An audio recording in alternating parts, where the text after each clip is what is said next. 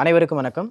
இந்த வீடியோவில் நாம் யூஜி டிஆர்பி வேதியியல் பாடத்திற்கு தேவையான அலகு 2 வேதிப்பிணைப்பு என்ற தலைப்பிலிருந்து பார்க்க போகிறோம். இந்த வேதிப்பிணைப்புகள் பகுதியில் இருக்கிற அயனி பிணைப்பு மற்றும் அயனி சேர்மங்கள் பற்றியதான கேள்வி பதில்களை பார்க்கவிருக்கிறோம். முதலாவதாக நாம் பார்க்கவிருப்பது பாண்ட்-லேண்ட் ஈக்குவேஷன் மற்றும் பான்-ஹேபர் சைக்கிளிலிருந்து பார்க்க போகிறோம். பாண்ட்-லேண்ட் ஈக்குவேஷன் என்றால் என்ன? பாண்ட்-லேண்ட் ஈக்குவேஷன் என்பது லாட்டிஸ் எனர்ஜி, அதாவது படிக ஆற்றலை கண்டுபிடிக்க தேவையான ஒரு சமன்பாடு ஆகும். இந்த லாட்டிஸ் எனர்ஜியானது குறிப்பாக அயனி சேர்மங்களை உடைய படிகத்தினுடைய படிக ஆற்றலை கண்டுபிடிக்க உதவுகிறது. அடுத்ததாக இந்த லாட்டிஸ் எனர்ஜி என்றால் என்ன? படிக ஆற்றல் என்பது நேரெதிர் அயனிகள் ஒன்றாக இணைந்து படிகத்தை, ஒரு அயனி சேர்மத்தினால் உண்டாகிற படிகத்தை, ஒரு மோல் படிகத்தை உண்டாக்கும் பொழுது வெளியிடப்படுகிற ஆற்றல் என்பது லாட்டிஸ் எனர்ஜி அல்லது படிக ஆற்றல் என்று அழைக்கப்படுகிறது. இந்த படிக ஆற்றலானது முக்கியமாக அயனியினுடைய மின்சுமை மற்றும் அந்த இரண்டு அயனிகளுக்கு இடையேயான தொலைவு மற்றும் அந்த அயனிகளுடைய கிறிஸ்டல் ஸ்ட்ரக்சர், இவைகளை பொறுத்து அந்த லாட்டிஸ் எனர்ஜி படிக ஆற்றலானது அமைகிறது. ஆகவே இவைகளை பற்றி சொல்லுவதுதான் இந்த பாண்ட்-லேண்ட் ஈக்குவேஷன் என்று சொல்லப்படுவது. இந்த பாண்ட்-லேண்ட் ஈக்குவேஷனை பொறுத்த வரைக்கும் இதுதான் பாண்ட்-லேண்ட் ஈக்குவேஷன். இந்த பாண்ட்-லேண்ட் ஈக்குவேஷனில் minus NA mz plus z minus e square divided by 4 pi epsilon 0 r0 and whole multiplied by 1 minus 1 by n. இதில் இருக்கிற அந்த U என்பது அதான் லாட்டிஸ் எனர்ஜி என்று சொல்லப்படுவது. NA அப்படின்றது அவகாட்ரோ நம்பர் அல்லது அவகாட்ரோ கான்ஸ்டன்ட் 6.023 10 power 23. M என்பது Madelung constant. Z plus and Z minus என்று சொல்லப்படுவது சார்ஜ் ஆன் அயான்ஸ், அதாவது அயனிகளில் இருக்கிற அந்த சார்ஜ் என்று சொல்லப்படுவது 1 + 2 + 3 என்று சொல்கிறோம் இல்லைங்களா, அதுதான் சார்ஜ் ஆன் அயான்ஸ். R0 என்பது டிஸ்டன்ஸ் பிட்வீன் அயான்ஸ், அதாவது இரண்டு அயனிகள், இரண்டு நேரெதிர் அயனிகள் ஒன்று சேர்ந்து குறிப்பாக ஒரு அயனி பிணைப்பை உண்டாக்கும் பொழுது, ஒரு அயனி சேர்மத்தை உண்டாக்கும் பொழுது அந்த இரண்டு நேரெதிர் அயனிகளுக்கு இடையேயான அந்த தொலைவை தான் R0 டிஸ்டன்ஸ் பிட்வீன் அயான்ஸ் என்று சொல்லுகிறோம். அடுத்ததாக N என்பது பான் எக்ஸ்பொனன்ட். அடுத்ததாக நம்ம பான்-ஹேபர் சைக்கிளை பற்றி பார்க்க போகிறோம். பான்-ஹேபர் சுழற்சி என்று சொல்லப்படுகிறது. இந்த பான்-ஹேபர் சைக்கிள் என்பது ஒரு தெர்மோகெமிக்கல் சைக்கிள், அதாவது எக்ஸோதெர்மிக் சைக்கிள் அண்ட் எண்டோதெர்மிக் நிகழ்வு போன்றவற்றை அடிப்படையாக கொண்டது. அதாவது வெப்பம் உமிழ்வினை மற்றும் வெப்பம் கொள்வினை இவைகளை பற்றி அடிப்படையாக இருக்கும். It is used to calculate the lattice energy of an ionic compound indirectly using enthalpy changes. பான்-ஹேபர் சைக்கிளை வச்சு நம்ம என்ன செய்யலாம்னா லாட்டிஸ் எனர்ஜியை கண்டுபிடிக்கலாம். அதே நேரத்தில் பாண்ட்-லேண்ட் ஈக்குவேஷனை வச்சு நம்ம கண்டுபிடிக்கலாம். இந்த பான்-ஹேபர் சைக்கிளை வச்சு நம்ம கண்டுபிடிக்கும் பொழுது இங்கே கீழே காணப்படுகிற sublimation energy, ionisation energy, electron affinity, bond dissociation energy, enthalpy of formation, இவைகளெல்லாம் நமக்கு தேவைப்படுகிறது. சப்ளிமேஷன் எனர்ஜி, அதாவது பதங்கமாகும் ஆற்றல். பதங்கமாகுதல், சப்ளிமேஷன் அப்படின்னு சொல்லிட்டு சொன்னால், ஒரு படிகமானது அல்லது ஒரு சாலிட் ஸ்டேட்டில் இருக்கிற, ஒரு திட நிலையில் இருக்கிற ஒரு பொருளானது திரவ நிலைக்கு மாறாமல் அப்படியே வாயு நிலைமைக்கு அது ஆவியாகி போகிற அந்த நிகழ்வை தான் நம்ம என்ன சொல்கிறோம்னா சப்ளிமேஷன், பதங்கமாகுதல் என்று சொல்லுகிறோம். அப்படியாக பதங்கமாகுதலுக்கு நமக்கு என்ன தேவைப்படுகிறதுன்னு சொன்னால் ஆற்றல் தேவைப்படுகிறது. ஆகவே சப்ளிமேஷன் எனர்ஜி என்று சொல்லப்படுவது ஒரு வெப்பம் கொள்வினை, எண்டோதெர்மிக் ரியாக்ஷன். அயனைசேஷன் எனர்ஜி என்று சொல்லப்படுவது ஒரு அணுவானது அதனுடைய வெளிக்கூட்டில் இருக்கிற இணைதிறன் எலக்ட்ரான்களில் இருந்து கடைசி எலக்ட்ரானை அல்லது எலக்ட்ரான்களை ரிமூவ் பண்ணுவதற்கு தேவையான ஒரு ஆற்றல். இதுவும் ஒரு எண்டோதெர்மிக் எனர்ஜி தான், வெப்பம் கொள்வினை. Electron affinity. எலக்ட்ரான் அஃபினிட்டி என்று சொல்லப்படுவது எலக்ட்ரான் நாட்டம். ஒரு அணுவானது எலக்ட்ரான் தேவைப்படுகிற பட்சத்தில் நாம் அதற்கு எலக்ட்ரானை கொடுக்கும் பொழுது அந்த அணுவானது அந்த எலக்ட்ரானை வாங்கி கொண்டு நமக்கு எனர்ஜியை, நமக்கு ஆற்றலை கொடுப்பது எலக்ட்ரான் நாட்டம் என்று சொல்லப்படுகிறது. பொதுவாக இந்த எலக்ட்ரான் நாட்டமானது வெப்பம் உமிழ்வினையாக இருக்கும், எக்ஸோதெர்மிக் எனர்ஜியாக இருக்கும். Bond dissociation energy.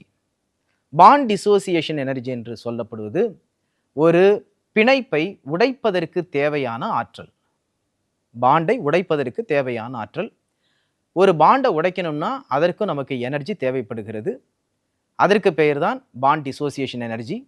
அந்த ஆற்றலானது வெப்பம் கொள்வினை, எண்டோதெர்மிக் எனர்ஜி. கடைசியாக என்தால்பி ஆஃப் ஃபார்மேஷன், அதாவது ஒரு பிணைப்பை உருவாக்குவதற்கு தேவைப்படுகிற ஒரு எனர்ஜி. அதாவது ஒரு பிணைப்பை உருவாக்கும் பொழுது வெளியிடப்படுகிற ஒரு எனர்ஜி, மன்னிக்கவும், வெளியிடப்படுகிற எனர்ஜி. அப்ப இது ஒரு வெப்பம் உமிழ்வினையாக இருக்கிறது.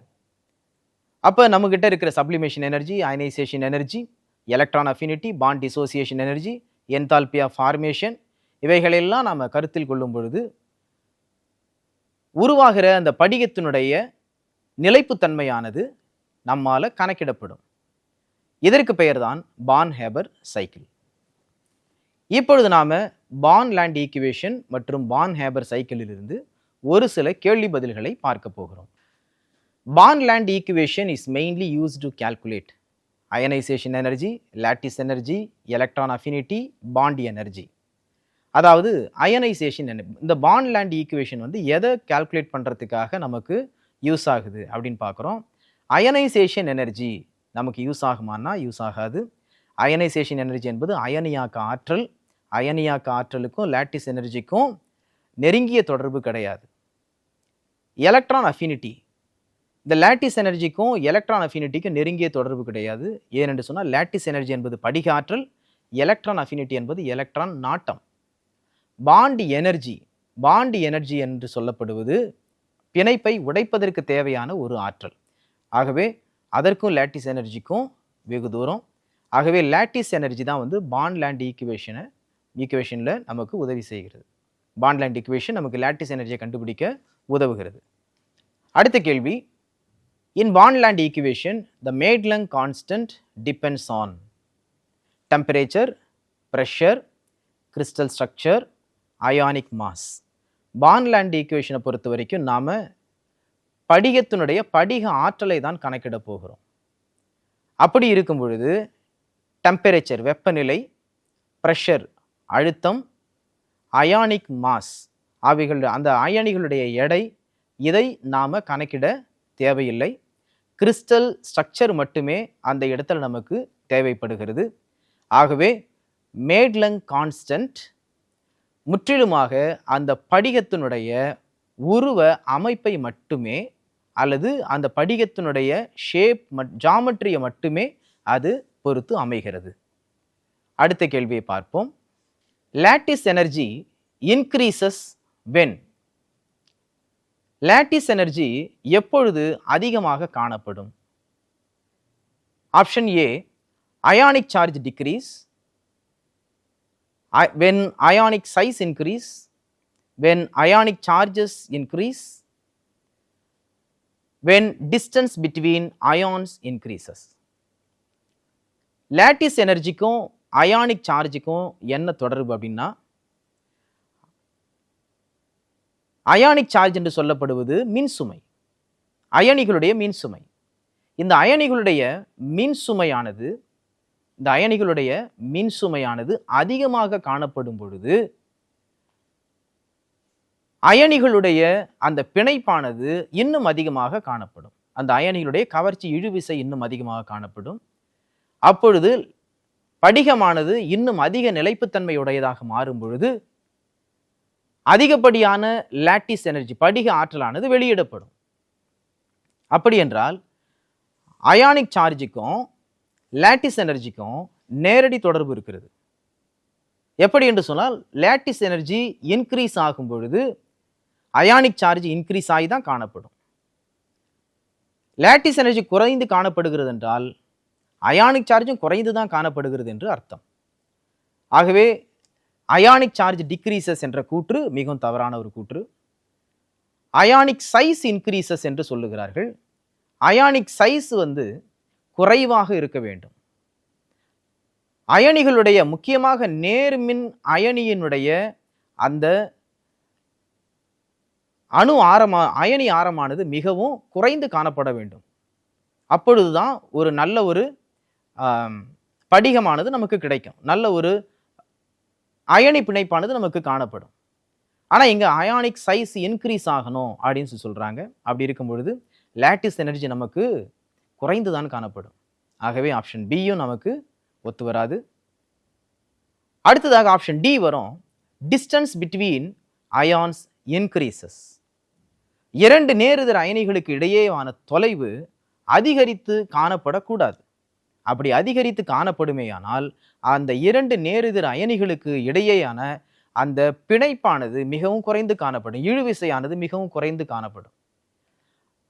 அப்ப அந்த அயனிகளுக்கு இடையேயான தொலைவு அதிகமாகும் பொழுது பிணைப்பானது மிகவும் குறைந்து லேட்டிஸ் எனர்ஜி படிகம் ஃபார்ம் ஆகிறதுக்கு படிகம் ஃபார்ம் ஆகும் பொழுது வெளியிடப்படுகிற ஆற்றலானது மிகவும் குறைந்துவிடும். ஆகவே distance between ion should not be increased, instead it should be decreased. அதனால ஆப்ஷன் டியும் தவறான ஒரு கூற்று. கடைசியாக நம்ம ஆப்ஷன் சிக்கு வரும். Ionic charges must increase.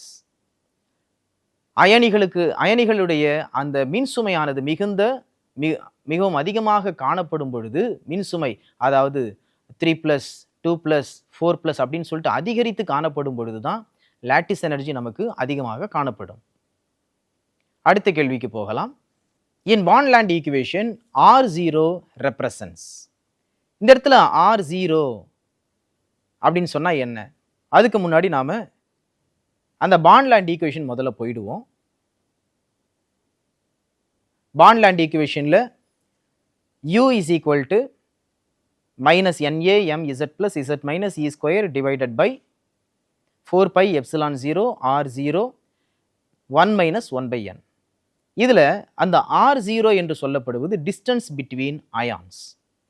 ஆகவே நம்ம திரும்ப எங்கே வரோம்னா அந்த கேள்விக்கே வருகிறோம். பாண்ட்-லேண்ட் ஈக்குவேஷனில் R0 என்று சொல்லப்படுவது இரண்டு அயனிகளுக்கு இடையேயான, அதாவது நேர்மின் அயனிக்கும் எதிர்மின் அயனிக்கும் நடுவே உள்ள அந்த தொலைவை தான் R0 என்று குறிப்பிடுகிறார்கள். அப்ப ரேடியஸ் ஆஃப் கேட்டயான் ஒன்லி அப்படின்னு சொல்லும் பொழுது அது ஒரே ஒரு அயனியை மட்டும்தான், அதனுடைய தொலைவை மட்டும்தான் குறிக்கிறது, அதனுடைய அயனி ஆரத்தை மட்டும்தான் குறிக்கிறது. ஆனையான் என்று சொல்லும்போது எதிர்மின் அயனியினுடைய அந்த அயனி ஆரத்தை மட்டுமே குறிக்கிறது. அட்டாமிக் ரேடியஸ், அதாவது அணு ஆரத்தை மட்டுமே குறிக்கிறது. இந்த இடத்துல நம்ம அணு ஆரத்தை கவனத்தில் கொள்ளவே கூடாது. ஏனென்று சொன்னால் நாம டீல் பண்ணிக்கிட்டு இருக்கிறது அயனி ஆரங்கள், நாம டீல் பண்ணிக்கிட்டு இருக்கிறது அயனி பிணைப்பு. அப்படி இருக்கும்போது அந்த இடத்துல அட்டாமிக் ரேடியஸ்க்கு வேலை கிடையாது. ஆகவே option A, B and D இவை மூன்றும் நிராகரிக்கப்படுகிறது. Option C distance between oppositely charged ions என்ற கூற்று சரியானதாக இருக்கும்.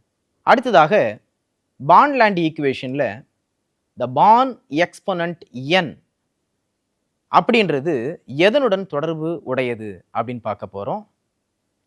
Electrostatic attraction, repulsive forces between ions, temperature, pressure. இப்போ டெம்பரேச்சர் மற்றும் பிரஷரை நாம எங்க கவனத்தில் கொள்ளலை அப்படின்னு சொன்னாலும் பாண்ட் எக்ஸ்பொனன்ட் n என்று சொல்லப்படுவது எலக்ட்ரோஸ்டாட்டிக் அட்ராக்ஷனா அல்லது ரிப்பல்சிவ் ஃபோர்ஸா அப்படின்றத நாம பாண்ட்-லேண்ட் ஈக்குவேஷன் போகும் பொழுது நாம் அதை பார்க்கும்போது இப்பொழுது தெரிந்து கொள்ளலாம். இப்போ நம்ம எங்கே போகிறோம்னா திரும்ப பாண்ட்-லேண்ட் ஈக்குவேஷன் தான் போகிறோம். இந்த பாண்ட்-லேண்ட் ஈக்குவேஷனில் பார்த்தீங்கன்னா U is inversely proportional to n, சரிங்களா? அதாவது ரிப்பல்சிவ் ஃபோர்ஸஸ், இப்போ பார்த்தீங்கன்னா ரிப்பல்சிவ் ஃபோர்ஸ் இருந்துச்சுன்னா, 2 அயனிகளுக்கு நடுவே ரிப்பல்சிவ் ஃபோர்ஸ் இருக்குதுன்னு சொன்னாலே, அங்க நமக்கு படிக ஆற்றல் நிறைவா இருக்காது. நாம எதிர்பார்க்கிற அளவு இருக்காது. என்ன எப்படி இருக்கணும்னு சொன்னா, 2 அயனிகளுக்கு இடையேயான அந்த கவர்ச்சி விசையானது நன்றாக இருக்கணும். அப்படி இருக்கும் பொழுது தான் நமக்கு படிக ஆற்றல் நன்றா இருக்கும். அப்ப electrostatic attraction is directly proportional to U, அதாவது படிக ஆற்றல். அதே நேரத்தில் N என்பத படிக ஆற்றலுக்கு எதிர் வேகத்தில் கொடுத்துருக்கிறாங்கன்னா அது கம்பல்சரியா என்னவா இருக்கணும்னா ரிப்பல்சிவ் ஃபோர்ஸா தான் இருக்க முடியும். ஆகவே N என்பது ரிப்பல்சிவ் ஃபோர்ஸ், அதாவது bond exponent is inversely proportional to repulsive forces between ions N. ஆகவே நம்ம திரும்பவும் கேள்விக்கு வரோம். அப்ப A எலக்ட்ரோஸ்டாட்டிக் அட்ராக்ஷன் தவறான கூற்று, டெம்பரேச்சரும் சம்பந்தமில்லாத ஒரு கூற்று, பிரஷரும் சம்பந்தமில்லாத ஒரு தொடர்பில்லாத ஒரு கூற்று, B தான் சரியான விடை. அடுத்ததா Born Haber cycle is based on Boyle's law, Charles law and Dalton's law. இந்த Boyle's law, Charles law, Dalton's law இவங்கெல்லாம் இந்த விதிகள் எல்லாம் வந்து இந்த பான் ஹேபர் சைக்கிளுக்கு தொடர்பில்லாத விதிகள். அதாவது வெப்பநிலையையும் அழுத்தத்தையும் தொடர்பு படுத்துகிற கன அளவையும் தொடர்பு படுத்துகிற விதிகள் இந்த Boyle's law, Charles law, Dalton's law என்று சொல்லப்படுவைகள். ஹெஸ் லா அப்படின்னு சொல்லிட்டு சொல்லப்படுது தான் ஹீட் சம்மேஷன் அப்படின்னு சொல்லுவாங்க. அதாவது என்னென்ன ஹீட்லாம் வெளியிடப்பட்டுச்சு, என்னென்ன ஹீட்லாம் உள்வாங்கப்பட்டது, வெப்ப உமிழ்வினைகள் மற்றும் கொள்வினைகள் இவைகளை சம்மேஷன் பண்ணுவது, இவைகளெல்லாம் கூட்டி கழித்து சொல்லுவது. இதற்கு பெயர் தான் ஹெஸ் லா ஆஃப் சம்மேஷன் அப்படின்னு சொல்லுவாங்க. அப்போ பான் ஹேபர் சைக்கிளையும் நாம் என்ன செய்கிறோம்னா sublimation energy, ionisation energy, electron affinity, bond dissociation energy, bond formation, இது எல்லாத்தையும் நம்ம டீல் பண்ணுறோம். ஆகவே ஹெஸ் லா தான் வந்து பான் ஹேபர் சைக்கிளில் தொடர்புடைய ஒரு விதியாக இருக்கிறது. அடுத்ததாக பார்த்தோம்னா in Born Haber cycle of sodium chloride, அதாவது சோடியம் குளோரைடை ஃபார்ம் பண்ணுறதுல பான் ஹேபர் சைக்கிளை நம்ம உபயோகப்படுத்துகிறோம். அதில் சோடியம் கேஸ், அதாவது வாயு நிலையில் இருக்கிற ஒரு சோடியம் அணுவானது சோடியம் பிளஸ் ஆகவும் ஒரு எலக்ட்ரானையும் கொடுக்கிறது. சோடியம் பிளஸ் ஆக மாறி ஒரு எலக்ட்ரானையும் உடன் தருகிறது. இந்த நிகழ்வானது கீழ்கண்ட 4 கூற்றுகளில் எதின் கீழ் வருகிறது? சப்ளிமேஷன். பாருங்க, சப்ளிமேஷன் சொல்லும் பொழுது திட நிலையிலிருந்து வாயு நிலைக்கு மாற வேண்டும். ஆனால் இங்கே நம்ம எடுத்துக்கிட்ட சோடியமே என்னன்னா கேஷியஸாக இருக்கு.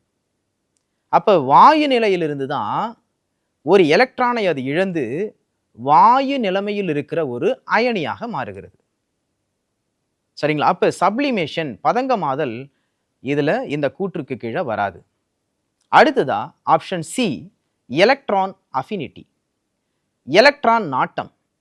எலக்ட்ரான் நாட்டம் என்று சொல்லப்படுவது எலக்ட்ரானை வாங்கி கொள்ளுவது, எலக்ட்ரானை கொடுப்பது கிடையாது, எலக்ட்ரானை வாங்கி கொள்வது.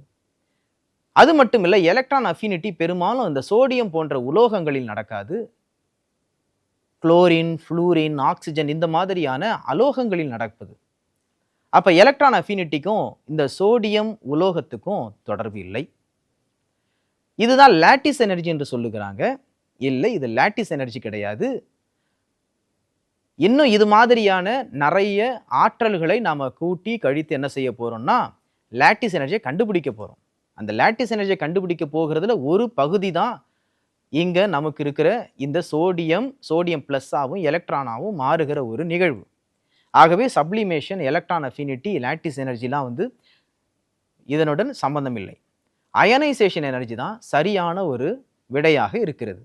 அடுத்த கேள்விக்கு போகலாம். Electron affinity is included in the பாண்ட் ஹேபர் சைக்கிள் பிகாஸ், ஏன்னு சொன்னா, அதாவது எலக்ட்ரான் அஃபினிட்டி, எலக்ட்ரான் நாட்டமானது பாண்ட் ஹேபர் சைக்கிளில் தொடர்பு பட்டிருக்கிறது. அதை சேர்த்து இருக்கிறாங்க. எலக்ட்ரான் அஃபினிட்டியை வேல்யூவை என்ன பண்ணியிருக்கிறாங்க, படிக ஆற்றலை கணக்கிடுவதற்காக பார்ன்ஹேபர் சைக்கிளில் சேர்த்திருக்கிறாங்க. ஏன் சேர்த்திருக்கிறாங்க அப்படின்னு சொன்னால், முதல் கூற்று an atom gains an electron. ஒரு அணுவானது எலக்ட்ரானை கெயின் பண்ணுவது. ஒரு அணுவானது எலக்ட்ரானை கெயின் பண்ணும்போது அது ஒரு எனர்ஜியை கண்டிப்பாக கொடுக்கும், வெளியிடும். அந்த எனர்ஜியானது பார்ன்ஹேபர் சைக்கிளில் தேவைப்படுகிறது. ஒரு மாலிக்யூல் எலக்ட்ரானை இழத்தல், எலக்ட்ரான் அஃபினிட்டி அப்படின்னு சொல்லப்படுவது கெயின் தான், எலக்ட்ரானை இழப்பது கிடையாது. A molecule loses an electron அப்படின்றது தவறான ஒரு கூற்று. an ion loses an electron. ஒரு அணுவானது எலக்ட்ரானை இழக்கலாம். அவ்வாறு எலக்ட்ரானை இழந்த ஒரு அயனி மேலும் எலக்ட்ரானை இழப்பது அதனுடைய நிலைப்புத்தன்மையுடன் தொடர்பு கொண்டதே தவிர எலக்ட்ரான் நாட்டத்துடன் தொடர்பு கொண்டது அல்ல. அடுத்ததா, எ சாலிட் மெல்ட்ஸ். சாலிட்னுடைய ஒரு திட பொருளினுடைய உருகு நிலையும் எலக்ட்ரான் அஃபினிட்டி, எலக்ட்ரான் நாட்டத்தையும் தொடர்பு படுத்தி பார்க்கிறாங்க. இது முற்றிலும் சம்பந்தமில்லாத ஒரு கூற்று. ஆகவே option A, an atom gains an electron. ஒரு அணுவானது ஒரு எலக்ட்ரானை பெறுகிறது. அந்த நிகழ்வு முக்கியமானதாக இருப்பதால் தான் எலக்ட்ரான் அஃபினிட்டி பார்ன்ஹேபர் சைக்கிளில் சேர்க்கப்படுகிறது. ஏனென்றால் ஒரு அணுவானது எலக்ட்ரானை கெயின் பண்ணும் பொழுது தான், எலக்ட்ரானை பெற்றுக்கொள்ளும் பொழுது தான் அது எதிர்மின் அயனியாக மாறுகிறது, அதாவது நெகட்டிவ் ஆனையானா மாறுகிறது. ஒரு படிகம் தேவைப்படுகிறது என்றால், ஒரு படிகம் உருவாக வேண்டும் என்றால் வெறும் நேர்மின் அயனி மட்டும், அயனைசேஷன் எனர்ஜி ப்ராசஸ் மட்டும் பத்தாது, அதனுடன் வருகிற அந்த ஆனையான் அதுவும் தான் நமக்கு தேவை. ஆகவே தான் எலக்ட்ரான் அஃபினிட்டி ஆனது பார்ன்ஹேபர் சைக்கிளில் சேர்க்கப்பட்டிருக்கிறது. அடுத்த கேள்வியாக, which of the following steps is exothermic in Born-Haber cycle of NaCl? Sublimation of Na. சோடியமானது, அதாவது திடநிலையில் இருக்கிற சோடியமானது வாயு நிலைக்கு மாறுவது. அது பார்த்தீங்கன்னா அது எண்டோதெர்மிக் ரியாக்ஷன். அப்போ அது எக்ஸோதெர்மிக் ரியாக்ஷன் நம்ம எடுத்துக்க முடியாது. அயனைசேஷன் ஆஃப் சோடியம், அதுவும் பார்த்தீங்கன்னா ஒரு எலக்ட்ரானை சோடியம் அணுவிலிருந்து அதனுடைய வேலன்ஸ் எலக்ட்ரானை 3s1 எலக்ட்ரானை அங்கிருந்து ரிமூவ் பண்ணுறது. ஆகவே அயனைசேஷன் ஆஃப் சோடியம் அதுவும் வந்து எண்டோதெர்மிக், அது எக்ஸோதெர்மிக் கிடையாது. டிசோசியேஷன் ஆஃப் Cl2, குளோரின் இது இரண்டுக்கும், இந்த ஒரு குளோரின் இன்னொரு குளோரின், இது ரெண்டுத்துக்கும் நடுவில் இருக்கிற அந்த சகப்பிணைப்பு, அது அயனி பிணைப்பு கிடையாது, சகப்பிணைப்பை உடைப்பதற்கு தேவையான ஆற்றல், அதற்கு பெயர் தான் டிசோசியேஷன் எனர்ஜி. அதுவும் எண்டோதெர்மிக் தானே தவிர எக்ஸோதெர்மிக் கிடையாது. அடுத்ததாக எலக்ட்ரான் கெயின் பை Cl, இதுதான் எலக்ட்ரான் அஃபினிட்டி. Cl மைனஸாக மாற வேண்டும் என்று சொன்னால் அதற்கு ஒரு எலக்ட்ரான் மிகவும் முக்கியமாய் தேவைப்படுகிறது. ஒரு எலக்ட்ரான் போதும். அப்போ அந்த எலக்ட்ரானை அது வாங்கி கொண்டு Cl மைனஸாக மாறுகிறது. அப்போ அது எலக்ட்ரான் கெய்னிங் ப்ராசஸ். அப்போ இந்த electron gaining process leads to electron affinity. அது வந்து நமக்கு எக்ஸோதெர்மிக் ரியாக்ஷனாக இருக்கிறது. அந்த எக்ஸோதெர்மிக் ரியாக்ஷன் பார்ன்ஹேபர் சைக்கிள்லேயே நமக்கு சேர்க்கப்பட்டிருக்கிறது. அடுத்த கேள்விக்கு போகலாம். அடுத்ததாக, பார்ன்ஹேபர் சைக்கிள் இஸ் மெயின்லி யூஸ்ட். பார்ன்ஹேபர், ஏன்னா பார்ன்லாண்ட் ஈக்குவேஷன் இருக்கும் பொழுது பார்ன்ஹேபர் சைக்கிளை நாம் வந்து எதுக்கு ப்ரிஃபர் பண்ணுறோம் அப்படின்னு பார்த்தா, lattice energy cannot be measured directly. அடுத்த option, ionisation energy is unknown, atomic mass is unknown, pressure is very high. இந்த 4 கூற்றுகளில் எந்த கூற்றுக்காக நாம் பார்ன்ஹேபர் சைக்கிளை நாம் சூஸ் பண்ணியிருக்கிறோம்? கடைசி ஆப்ஷன் பார்த்தீங்கன்னா ப்ரெஷர் இஸ் வெரி ஹை. ப்ரெஷருக்கும் இதுக்கும் சம்மந்தம் இல்லை. அட்டாமிக் மாஸ் இஸ் அன்னோன், அணு எடைக்கும் அணு நிறைக்கும் இந்த பார்ன்ஹேபர் சைக்கிளுக்கும் படிக ஆற்றலுக்கும் எந்த சம்மந்தமும் இல்லை. Ionisation energy is unknown. பார்த்தீங்கன்னா பார்ன்ஹேபர் சைக்கிளில் அயனைசேஷன் எனர்ஜி வந்து ஒரு முக்கியமான ஒரு பங்கு இருக்குது. இப்போ அயனைசேஷன் எனர்ஜி எனக்கு தெரியாது, நான் வந்து பான் ஹேபர் சைக்கிளில் வந்து அதை அப்ளை பண்ண முடியாதுன்னு நம்ம சொல்லவே முடியாது. அயனைசேஷன் எனர்ஜி நமக்கு தெரிஞ்சால் மட்டும்தான் பான் ஹேபர் சைக்கிள் நமக்கு யூஸ் ஆகும். அப்போ ஆப்ஷன் பி, சி, டி இது எதுவுமே நமக்கு இந்த இடத்துல தேவைப்படாது. Lattice energy cannot be measured directly. அதாவது using bond-land equation. Bond-land equation என்ன பண்ணிடலாம், நம்ம இமீடியட்டாக நம்ம போயிட்டு பாண்ட்-லேண்ட் ஈக்குவேஷனை நம்ம சப்ஸ்டிடியூட் பண்ணாலே, வேல்யூஸை சப்ஸ்டியூட் பண்ணாலே என்ன கிடைச்சிரும், நமக்கு படிகாட்டல் கிடைச்சிரும். இல்லை அப்படி என்னால் ஈஸியாக சப்ஸ்டியூட் பண்ண முடியாது அப்படின்ற கேஸில் மட்டும்தான் நம்ம பான் ஹேபர் சைக்கிளை நாம் யூஸ் பண்ணுறோம். அப்போ lattice energy cannot be measured directly. இந்த மாதிரியான கேசஸில் மட்டும்தான் நம்ம பான் ஹேபர் சைக்கிளை யூஸ் பண்ணுறோம். அடுத்ததாக கடைசி கேள்வி, which of the following quantities is not directly included in the steps of Born Haber cycle? கீழ்கண்டவற்றுள் பான் ஹேபர் சைக்கிளில் நம்ம எதை வந்து டைரக்டாக சேர்ப்பது கிடையாது? Sublimation energy, ionisation energy, electron affinity, activation energy. கண்டிப்பாக நம்ம சப்ளிமேஷன் எனர்ஜி நம்ம பான் ஹேபர் சைக்கிளில் நம்ம யூஸ் பண்ணுவோம். ஏன்னு சொன்னால், ஒரு திட நிலையில் இருக்கிற சோடியம் வாயு நிலைக்கு மாற்றப்பட வேண்டும். அப்போ நமக்கு சப்ளிமேஷன் தேவைப்படும். வாயு நிலையில் இருக்கிற சோடியமானது அயனைசேஷன் எனர்ஜியாக மாற்றப்படும். அயனைஸாக மாற்றப்படணும், அயனியாக்கம் செய்யப்பட வேண்டும். அதற்கு நமக்கு என்ன தேவைப்படுகிறதுன்னா அயனைசேஷன் எனர்ஜி தேவைப்படுகிறது. அதே வேளையில் ஒரு குளோரின் இருக்குது, ஒரு அலோகம் இருக்குது, அந்த அலோகத்தை நம்ம என்ன செய்கிறோம், சிஎல் மைனஸாக மாற்றுறோம், நெகட்டிவ் சார்ஜ்டு ஸ்பீஷிஸாக மாற்றுறோம். அதுக்கு நமக்கு என்ன தேவைப்படுது, எலக்ட்ரான் அஃபினிட்டி தேவைப்படுது. ஆனால் ஆக்டிவேஷன் எனர்ஜி அப்படின்றது கம்ப்ளீட்டாக அது ஒரு தெர்மோடைனமிக் ப்ராப்பர்ட்டி. இந்த தெர்மோடைனமிக் ப்ராப்பர்ட்டிக்கும் இந்த பான் ஹேபர் சைக்கிளுக்கும் எந்த சம்மந்தமும் இல்லை. ஆக்டிவேஷன் எனர்ஜி அதாவது கிளர்ச்சி ஆற்றலுக்கும் இதுக்கும் சம்பந்தம் இல்லை. ஆகவே sublimation energy, ionisation energy, electron affinity இவை மூன்றும் நமக்கு பான் ஹேபர் சைக்கிளில் தேவைப்படுகிறது. ஆக்டிவேஷன் எனர்ஜி நமக்கு தேவைப்படவில்லை. அடுத்த கேள்வியாக கடைசியாக நம்ம பார்க்கவிருப்பது, கீழ்கண்ட 4 ஆற்றல்களில் எந்த ஆற்றலானது பான் ஹேபர் சைக்கிளில் டைரக்டாக நமக்கு யூஸ் ஆகலை? முதல் ஆப்ஷன் சப்ளிமேஷன் எனர்ஜி, இரண்டாவது ஆப்ஷன் அயனைசேஷன் எனர்ஜி, மூன்றாவது எலக்ட்ரான் அஃபினிட்டி, நான்காவது ஆக்டிவேஷன் எனர்ஜி. சப்ளிமேஷன் எனர்ஜி நமக்கு கண்டிப்பாக பான் ஹேபர் சைக்கிளில் தேவைப்படுது. ஏன்னு சொன்னால், ஒரு சோடியம் மெட்டல் வாயு நிலைக்கு நேரடியாக பதங்கமாகிறது. அப்போ நமக்கு என்ன தேவைப்படுதுன்னா சப்ளிமேஷன் எனர்ஜி தேவைப்படுது. அந்த சப்ளிமேஷன் எனர்ஜி நமக்கு இந்த பான் ஹேபர் சைக்கிளில் ஒரு பகுதியாக இருக்கிறது. அடுத்ததாக அயனைசேஷன் எனர்ஜி.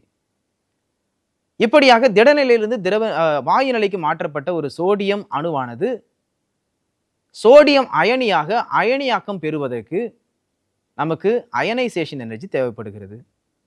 இப்படியாக அயனியாக்கம் செய்யப்பட்ட ஒரு சோடியம் பிளஸ் ஆனது இன்னொரு சிஎல் மைனஸுடன் கம்பைன் ஆவதற்கு ஒரு சிஎல் ஆனது, ஒரு குளோரின் வாயுவானது என்ன செய்யணும்னா சிஎல் மைனஸாக எதிர்மின் அயனியாக உருமாற்றம் பெற வேண்டும். அதற்கு நமக்கு எலக்ட்ரான் அஃபினிட்டி எனர்ஜி கிடைக்கப்பெற வேண்டும்.